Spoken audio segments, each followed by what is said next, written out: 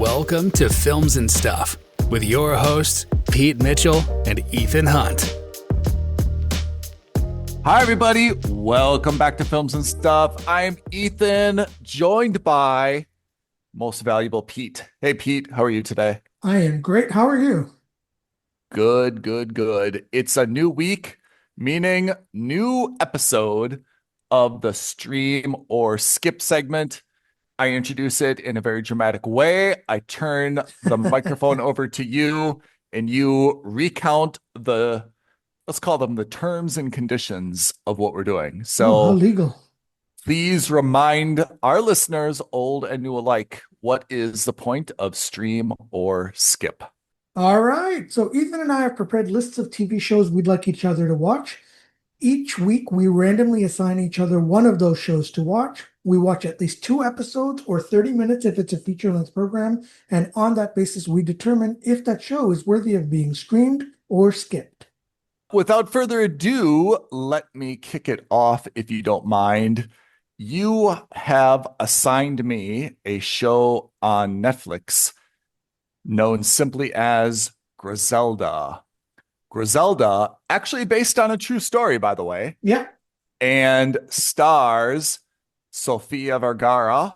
Of course, we know very, very well, right? that's right. I think most famous for Modern Family, right? Most famous for Modern Family. It is one season only, 6 episodes. And let me break down how the show is, and then I'll compare it to what is the actual history of the character named Griselda.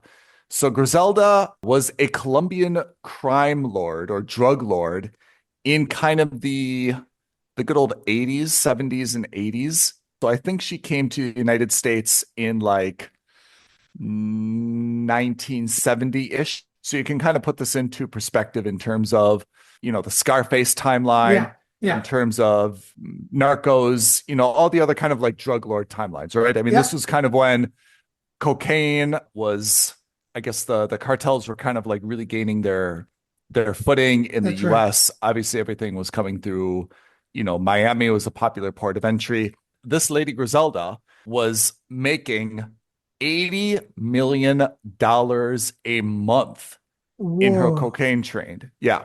She came from Colombia, and there's different accounts in terms of her childhood, but basically she was from a very low income family. Potentially she was abused. Potentially she was forced to be a pickpocket and do kind of like petty crime to support her parents. Allegedly, she was a prostitute for a while, and then she pulled herself up and she married someone who was in the drug trade. He was not like a super high, I mean, he wasn't like a super big drug lord, but he was involved in the drug trade.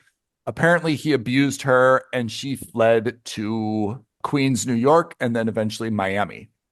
So we pick this up in the show Griselda, where Sofia Vergara is basically taking her 3 boys. She's got 3 young sons, and she is escaping her husband, her abusive husband, in kind of like the middle of the night.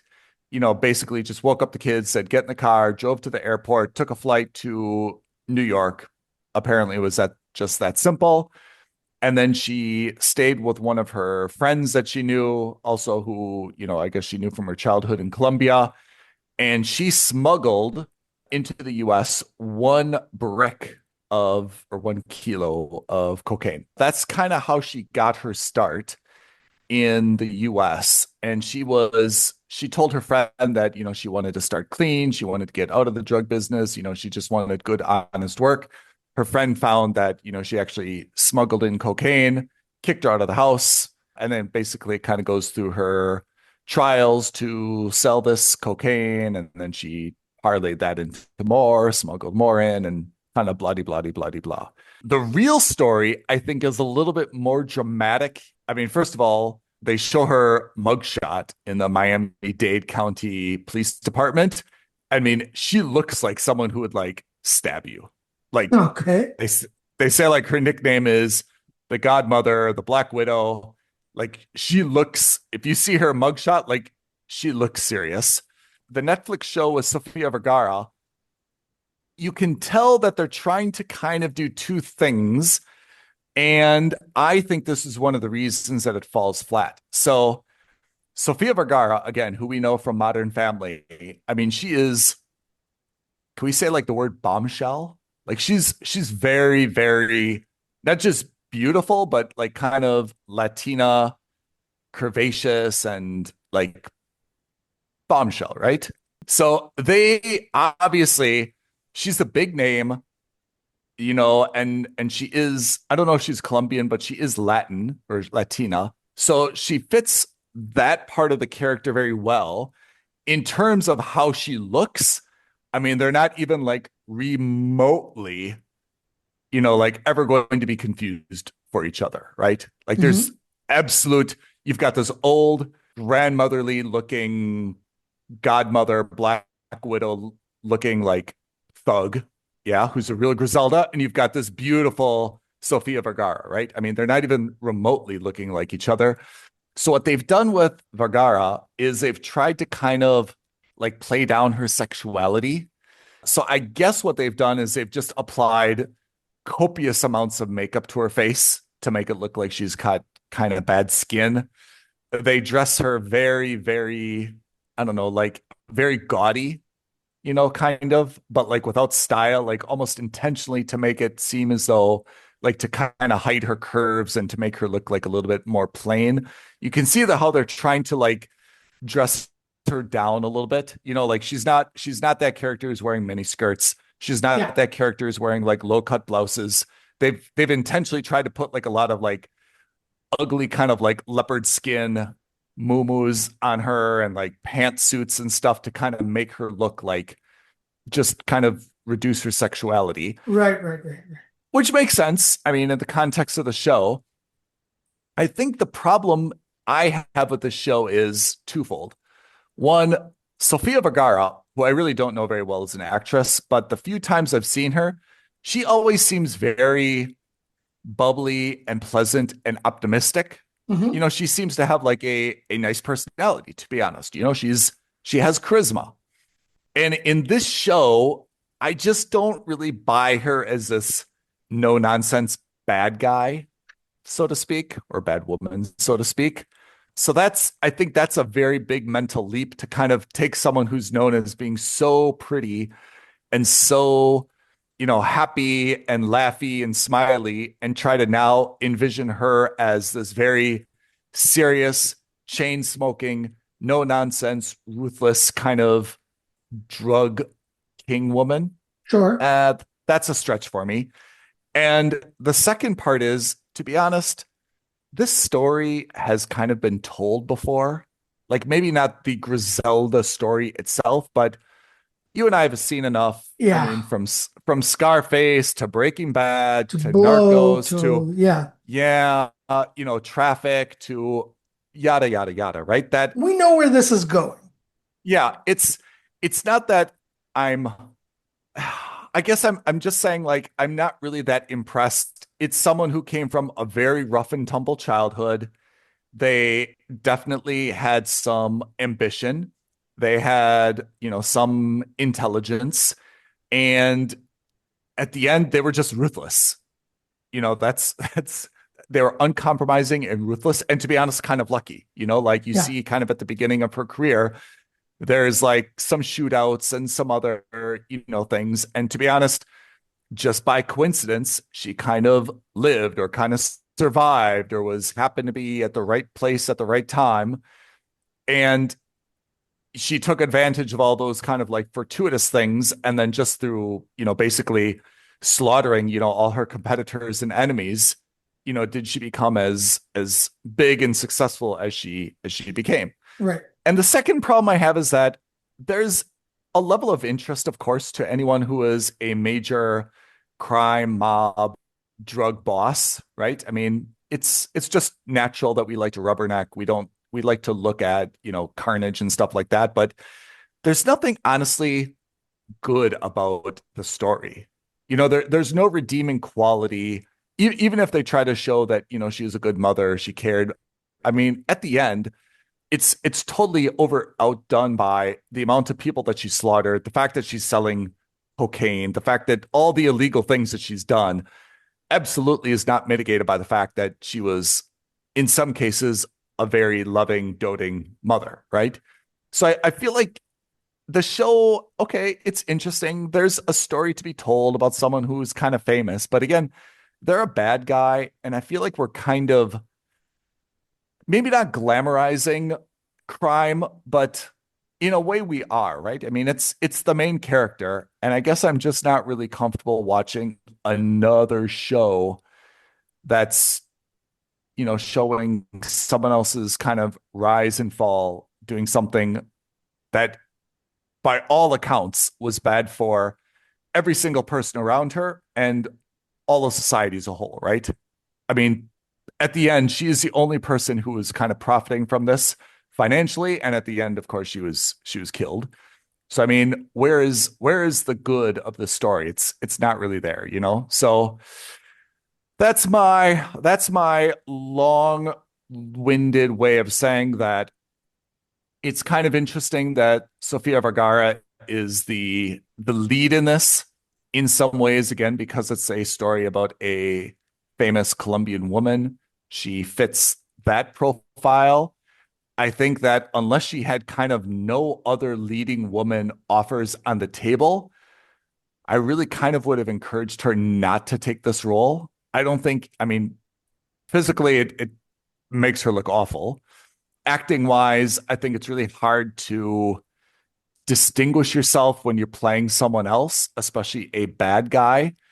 I just don't think it like really added any range to her. Although to be fair, it was nominated apparently for 19 primetime Emmys, and it got 2 wins, which I guess is not surprising on Netflix. So, but some of it was like outstanding period costumes, outstanding lead actress in an anthology. Okay. My gut tells me that even though this isn't a show or a role that naturally suits someone like Sofia Vergara, Yeah. I think that's precisely why she took this role. I think this is a story we've seen previously, and not just with female actors, but with male actors as well, right? Like Vin Diesel in that Babysitter movie, or The Rock in that Tooth Fairy movie, where Yeah. you kind of have to, or, even Arnold Schwarzenegger in Kindergarten Cop, right? Or in Twins, where you're known for a certain genre. And if you really want to break out and be known for something different, right? I mean, Tom Cruise in the 80s was known as this comedic actor. And then Yeah. he's does these string of highly successful dramatic movies in the early to mid 90s. And all of a sudden, now you only think of Tom Cruise, not Tom Cruise, sorry, as Tom Hanks as a very serious actor, right? And then and this sounds like a gross generalization, but especially with female actors, you tend to see that they take these dramatic roles wherein one of the first things they do is they kind of make themselves look unnaturally not good looking, Yeah. kind of to emphasize that, hey, I'm more than just a pretty face, like I can really act, Yeah. right? And we saw that with Charlize Theron in Monster. I'm not her agent, right? And I know that we'd You're all not. love to be Sofia Vergara's agent, but Yeah. do I understand where she's coming from? Absolutely. Do I think this is a good show based on what you've said? Probably not. And I don't think that's because of Sofia Vergara. I think you're right. I think it comes down mostly to the fact that the trope is kind of played out, right? Like we've seen so many of these movies and TV series about drugs and about how they glamorize it, but eventually it's really bad for the protagonist. This is a podcast about films and stuff. It's not about taking moral stances one way or another. And Absolutely. certainly I'm not qualified to do so. Um, but I have to say, it rubs me a little bit the wrong way that someone who is, by all accounts, by any definition, a bad person who did bad things is kind of like romanticized a little bit. Yeah. Like on Wikipedia, there's like a section on pop culture about how often Griselda Blanco is referenced in like raps. Like Little Kim referenced her in this rap. She was portrayed by this actress in this rap. American rapper named his label after this. Meek Mill song referenced this. I get it. But like why are we romanticizing this? I mean, I know like there's a thin line between saying something and like really endorsing it, but I feel like when you have a show like this and you have a prominent actress like Sofia Vergara, it almost like, again, somehow romanticizes the idea that a very, very, very bad person is somehow like a little bit iconic, you know? And that bothers me. It doesn't mean that I think that we shouldn't make movies about bad people, but I mean, I guess I feel a little bit like Sofia Vergara, and we've been through this before. There are challenges for aging actresses in Hollywood, especially if you're, whatever your, background is. So, I mean, I get it from Sofia Vergara's perspective. There's probably not a lineup of, 10 different shows that she's going to be the lead on. And this maybe was the best of the options. She wanted to be a lead. She wanted, nomination. It's on Netflix. It's high profile. She's got to make a living. No one's stopping her. But I just feel like it's just not cool that these things are given more pop culture attention than I think they really deserve. All right. I'm off my soapbox. That being said, as a show, it is decidedly meh. There's violence. There's a lot of cocaine stuff.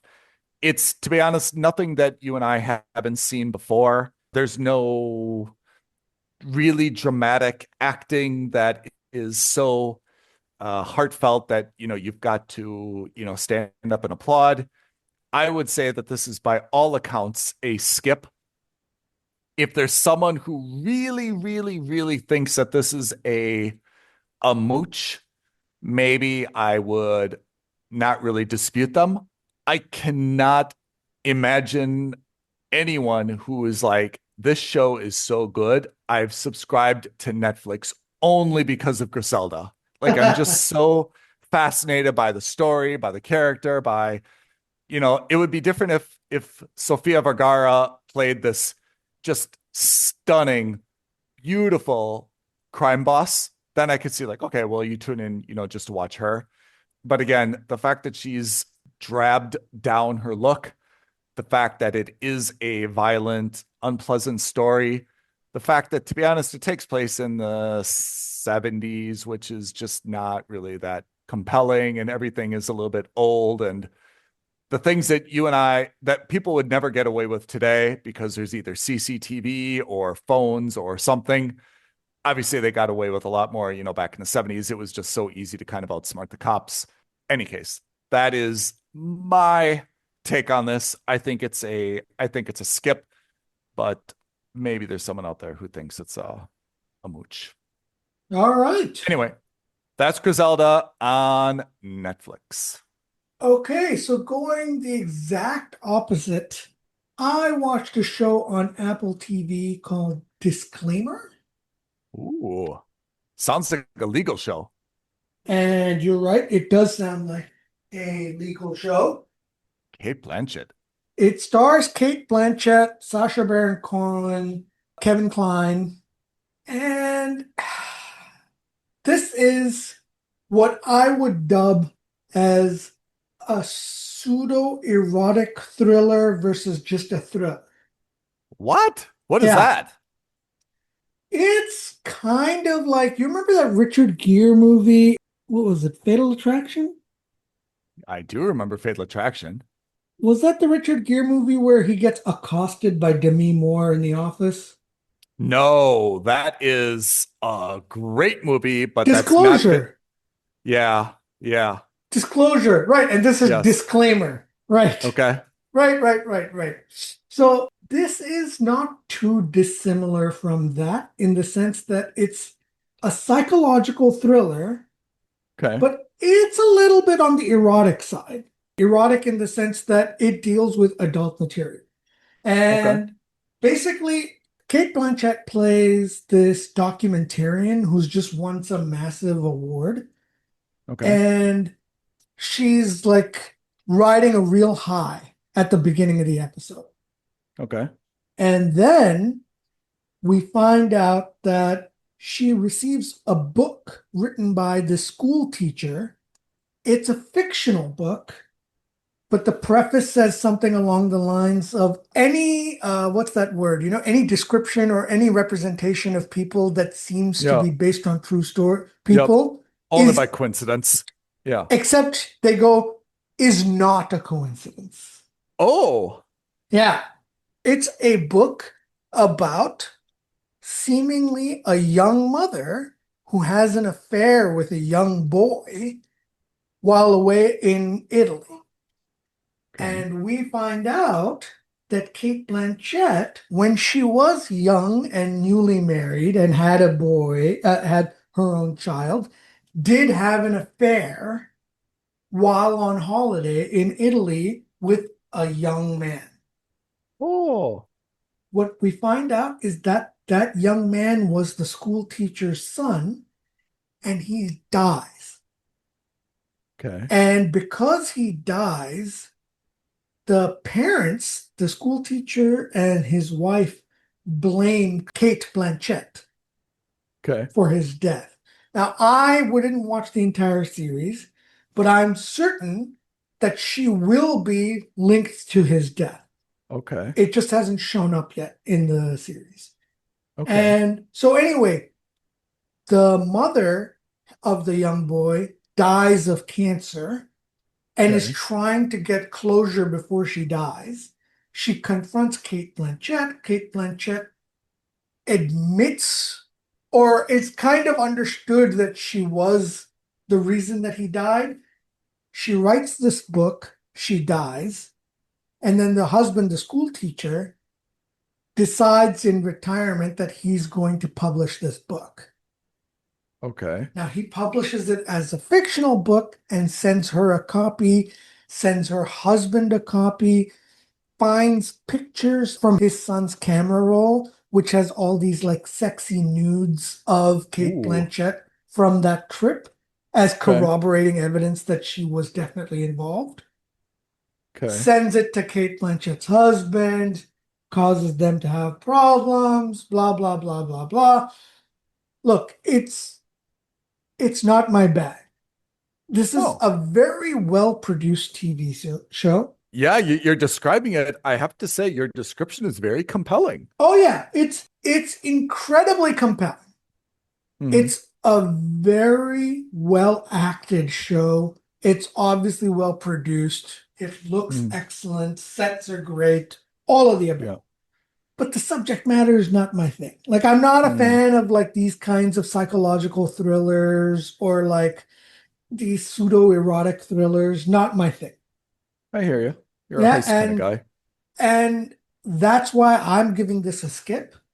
But I happen to know that someone like my mom would actually love it because it's kind of like this The mom tawdry, test. illicit Yeah. affair. You know what Yeah. I mean? Like it's the Yeah. kind of thing that would Yeah. definitely pass our mom's tests.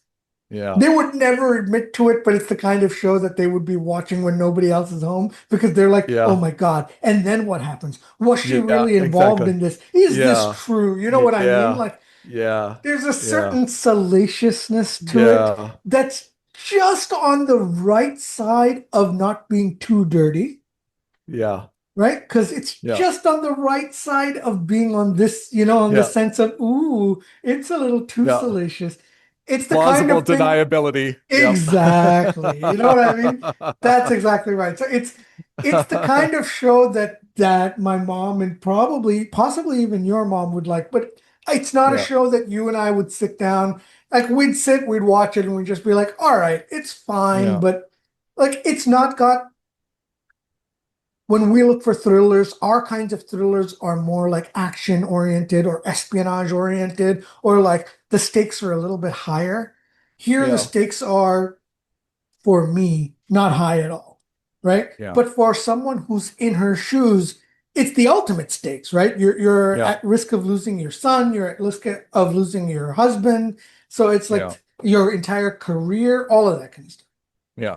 I think I hear you because I always find that these shows, and I'm thinking back to the one with the lady who felt was pushed down the stairs, right? The The staircase. staircase. Yeah. Yeah. I always think like these shows, like there's a compelling mystery, but they kind of drag it out for like an extra 2 episodes. And it's really like a 3 episode show, in my opinion. And they kind of try to stretch it out. How long is this one? Seven I think this episodes? is 8 episodes. Yeah. It's kind of like, look, this is a 3 episode problem. You know, let's just let's just speed it up, right? Not, you're right. The stakes are high. I mean, this is someone's life. Someone died, there's marriages and relationships. But at the end, once you kind of like reveal what is the issue in question, it's like, okay, well, did she or didn't she? Let's just get to the end of it, right? Yeah, and yeah, and yeah. it seems like they spend like 5 episodes dragging it out and And I'm back and forth. certain that there was definitely something going on there, but it's not as it seems. Like Exactly. she didn't have this consensual affair with this Right. guy. Yep. There's going to be some element of maybe they Yes. confused it with somebody else, or it was like his Yes. twin, or Of like course. something else. Yep. You know what I mean? Like Yeah. there's going to be like all these illusions or illusions that it was her, but it wasn't her. Yeah. And it's not going to be what it seems like it actually. Exactly. You're right. That's kind of the disappointing things about this, because like I get frustrated because I want to like follow the evidence and like I want to be right, but then I've got, like you said, then the last episode they're like, aha, he had an identical twin brother and that was the one. I'm like, come on, guys, Yeah. how was I supposed to know that? Yeah, Like exactly. I was following all the evidence. I made a very educated guess, and then you just spring the aha. There's Like, always a last second hurdle yeah, that kind of yeah, twists the entire yeah, story in the opposite direction. yeah. And I find that to be wholly unsatisfying. I agree. Like the owl in the staircase, right? Oh, she was Sure. attacked by an owl. Like, You know what I mean? Like yeah, I mean, I'm not saying it's not plausible, but I'm just like, really, that's where we're going with this. We saw 8 episodes just for this woman to get attacked by an owl, yeah, right? And I agree. that's exactly it. So it's not my bag. Again, when I see a thriller, like I want it to be like, I don't expect them all to be grand mysteries, but I do want to be genuinely surprised and shocked by the twist at the end. And generally, you get that more with these like action thrillers or, espionage thrillers. You're not Yeah. going to get that from these kinds of stories because I'm not the target audience. Again, Nope. I think our moms are. So I give this a skip. Let's talk about our assignments for next week, and then let's do a quick ramble. What is our assignment for next week? All right, so next I'm on week Paramount. yeah, that's right. You're on Paramount Plus, and you're watching a show called Happy Face. It's a crime drama. And I'm on Apple TV watching a show called Murderbot, which I'm very excited about. Yeah. Yeah, I saw the trailer. It stars one of the Skarsgårds, and it's a sci-fi show. So, I mean, like, which is right in Apple's wheelhouse. Okay, so that's our assignments for next week. Before we sign off, can we just do a quick ramble about the ending or the season finale of season 1 of Your Friends and Neighbors on Apple TV Absolutely. Plus, starring John Hamm, right? What did you think of the end? So first of all, I love the show. I mean, part of it is because I love John Hamm. I mean, we've mentioned more than one. He's my Nick Cage, to use a reference to you. I really like him, and I like the show a lot. Even though I think it's very hard to define how it's categorized. I read that there's a season 2, it's already greenlit. In terms of the ending, I have to say I was satisfied with the ending, or I like the outcome of the show. But like we just mentioned maybe a couple of minutes ago, where it's one of these things where they spring something on you. Spoiler alert. John Hamm is accused of murdering his soon-to-be ex-husband of his romantic The partner, girlfriend, Sam. the Yeah, ex-husband of his girlfriend, right? yeah. So, and of course, we know that he didn't. All the evidence is kind of pointing to him, all the circumstantial evidence. And we're, for a while, not sure whether or not he's going to exonerate himself, if he's going to go and have a trial and confess to everything on a stand in terms of why he was actually in the house, which was my guess. Or, to be honest, if he was going to be, go to prison, which is also an option. Then season 2 could be, getting him out. Turns out in the last episode, they just pull something out of the blue, right? Which is apparently the ex-husband broke into her house, which is still his house, and committed suicide. Right. She wanting to get the life insurance policy, went and then shot the corpse 2 more times to make it look as though it's a murder, planted the gun in John Hamm's car. The trunk of his car was popping open almost every episode for the whole season, right? Like, which we A knew little bit was of going to lead to foreshadowing. something. Yep. So obviously she popped his trunk open, put the murder weapon in his car, and voila. So I thought it was very satisfactory that he got out of it without actually disclosing that he is a cat burglar now. The disappointment I had, just like we talked about, with some of these last minute twists, is that her ex-husband, Paul, right, was at no point in the prior 6 or 7 episodes of this series even remotely trying to get back with Sam. Yeah. In fact, it was clear that he left her for a younger woman who was a waitress at one of his restaurants. There was no indication whatsoever that he was suicidal, that he wanted his wife back, any of these things, right? So it was really, I think, one of these, it was just a writer's room saying, hey, we got to wrap this up quickly. And they just added this without, to be honest, anything that supported that this was coming. It was just out of the blue, That was, I thought, like a plot flaw. But apart from that, I was happy with the outcome. And then we see, of course, a very great ending at the end where John Hamm is spending time with his ex-wife, with the kids, threatens a neighbor so that his daughter can be on the Princeton tennis team, and screws over his ex-boss. And instead of joining him on this business trip and rejoining his old firm, he is stealing artwork from his old boss's house, right? So he's obviously committed to being this ongoing petty theft. I really like the show. The things I like about the show are the John Hamm narration, I think, is a nice touch. And I think that if you just listen to his narration, he's quite wise. Like he's actually really narrating his life well and giving like very, I think, poignant observations about life and what's important and what's not important and how you should, kind of manage yourself throughout life.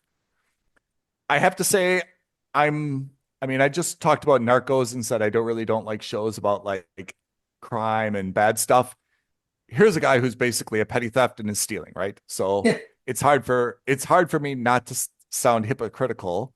Yes, I'm less interested in that element. Like, I don't really like his crime side, apart from the fact that it's more often than not a little bit comical because he's not particularly great at it. But I'm assuming now in season 2 that his wife, who's gotten fired from her job, is going to kind of like discover what he's doing, and somehow they're going to tag team and be a very cute husband and wife cat burglar duo. Yeah. I mean, the other question is what happens with the housekeeper who's joining him, Yeah, right? Ilana. For a while there, my thinking was that it was going to be Ilana's brother's crime boss who Yeah. killed Paul. And that would be a great way of doing like a nice bow Yeah, tie on I closing agree. that chapter. I agree. I thought there was also, I wasn't exactly sure, but I absolutely, suicide was, I thought, the weak way out of this. Yeah. That there was a more complex way to show them I would have almost preferred if he had gone to the house Yeah. in like a drunken rage because he had found out about John Hamm Yeah. and was trashing the place and then maybe fell down the stairs and broke his neck. Something Yeah. along those lines. Yeah. And he sees John Hamm there, or someone he thinks is John Hamm gets confused, but it's actually Ilana's brother's boss. I Something think, like that. yeah. I thought it was too neat without setting it up. I think if you and I had, I don't even think we'd need a whole afternoon. I think if we had probably an hour or two, we could have kind of rewritten a few scenes and we could have, yes, worked in a way that Ilana's kind of crime boss or brother or someone else kind of like led to this. And then I think a more compelling season two, honestly, would have been Ham deciding whether or not he should kind of admit in this very public trial, like including to his kids and family, okay, well, yeah, I was a petty thief, but I didn't kill the guy and tried to get off that way versus a guy just kind of like being found guilty. But then he's like, hey, wait a second. I'm going to spend season two with my wife, trying to exonerate myself because I know that there's some exculpatory evidence here somewhere, that will, help me win my appeal. I think that would have been, to be honest, a little bit more compelling. I'm not so sure. I definitely agree that it would have been maybe a better end to this season, but Yeah. I do like the idea of them teaming up as like this Laurel and Hardy duo of who are trying to steal from like all their rich friends and neighbors. In a way, like I have to say, I agree. They have a very good chemistry, to be honest, on screen. But I'm thinking about like there's got to be some other plot twist than to see this for like 8 more episodes. Like that can be episode one, he's back at it. Episode two, they're a couple and they do it together, right? Because she finds out, okay, like what are we doing for the rest of the episodes? It just seems like, I think it's going to be a little more complicated. I think it's going to be she's going to find out. She's not going to support him. They're going to have lots of problems about it. He's going to get caught. Then she has to, while he's in jail, she has to commit a string of crimes so that they can be like, well, it couldn't have been my ex-husband because while he was in your custody, this is still going on. well, And that's then I by have the to end say of that's this that's pretty interesting, Pete. That's pretty interesting. And then by the end of the season, he gets let out because he's like, all right, well, clearly it wasn't this guy, right? Somebody's still robbing all these houses. And then they kind of break back together. Remember that other show that we saw with Jake Gyllenhaal on Apple TV Plus where he was Covers for his daughter. Yeah. yeah, I think what if it's going to be like the daughter or the son Oh who, man, absolutely. right? Absolutely. And it becomes like this mini crime family, right? Where they spread out Yeah. from just the neighborhood to like people in the school. Yeah. I mean, I really enjoyed John Hamm. And to be honest, I thought for a while him and Ilana were going to like forge a relationship. There was, I'm glad they didn't. are you? Yeah, I like it. I like John Hamm with Amanda Peet more. I mean, I'm just saying that would have been also like if you want to see a crime couple, they also had a good rapport. And that also combines like a lot of different, I mean, she's first of all way too pretty to be a housekeeper, but let's just move on from that, right? I mean, right, I mean, she's a housekeeper, right? For kind of like the rich and wealthy in the neighborhood. She's using her network and stuff. He's kind of the country club guy, using his network and stuff.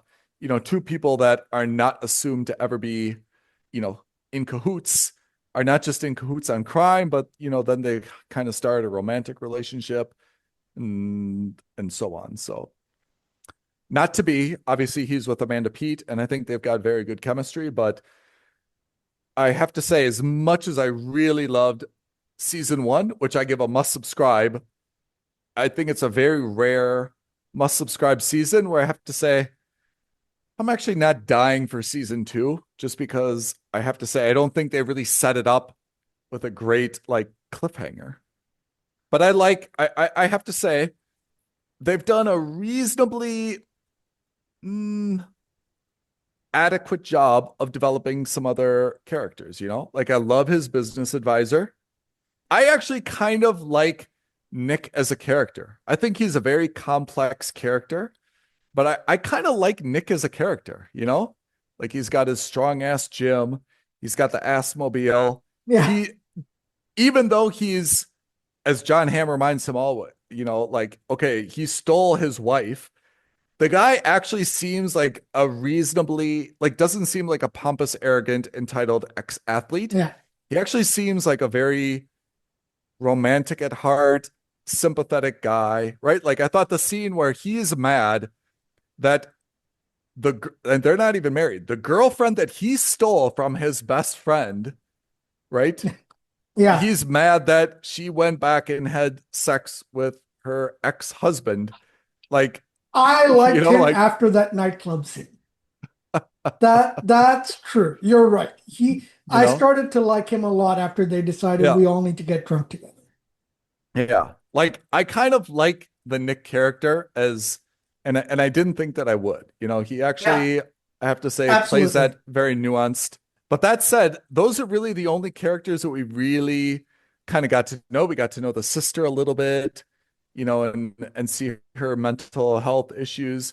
We kind of got to know the kids a little bit. And I have to say, the kids are not annoying kids. We've seen some super, super annoying kids. Those are not really annoying kids to me. I think it's also because it's one of the few shows where the kids get a lot of pushback from the parents. Yeah. Yeah. Like that scene in the car where he absolutely tears his daughter a new one. Yeah. Yeah, that's true. I was like, okay, man, good for you. Yeah. Yeah, you're right. Yeah. Okay. So that's Friends and Neighbors. I give that subscribe. I still think it's subscribe. Yeah. All right, Pete, before we sign up for the week, can you read off our social media and YouTube cred? All right. DM us on Instagram at Films and Stuff Podcast. As always, the best thing you can do, like this video, leave a comment below, subscribe to our channel, and hit that notification bell. Could not have said it better myself. So this week we have reviewed Griselda and disclaimer. Next week, I've got Happy Face on Paramount Plus, Pete, Murderbot, Apple TV. Absolutely. Thanks for joining us, everyone. Pete, thanks as always. And we will see you guys next week, next episode, Films and Stuff Podcast. Thanks all. Thanks, Ethan. Thanks, everyone. Thank you for listening to another episode of Films and Stuff. If you haven't already, please subscribe and review on Apple Podcasts, Spotify, or wherever podcasts are downloaded. Films and Stuff. There is no substitute.